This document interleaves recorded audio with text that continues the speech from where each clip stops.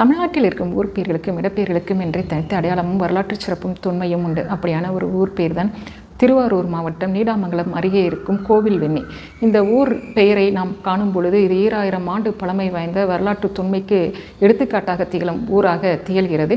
ஏன் அப்படி ஒரு சங்ககால பேராக இருக்கிறது, வரலாற்று தொன்மை வாய்ந்த பேர் அப்படின்னு பார்க்குறப்ப இது அகநானூறு 55வது பாடலில் இந்த வெண்ணி பரந்தலை என்று குறிப்பிடப்பட்டிருக்கிறது. இந்த வெண்ணி பரந்தலை, வெண்ணி என்பது இந்த ஊர் பெயராகவும், பரந்தலை என்பது வெண்ணிக்கு அருகில் இருக்கும் ஒரு பொட்டல் வெளி, பரந்த வெளி, போர்க்களம், அதாவது போர் நடைபெற்ற இடம்.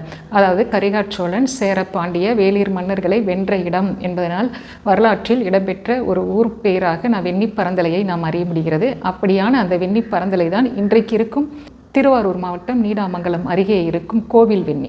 இது தேவாரம் பாடல் பெற்ற இடம் என்பதனால் இது திருவெண்ணி என்றும் அழைக்கப்படுகிறது.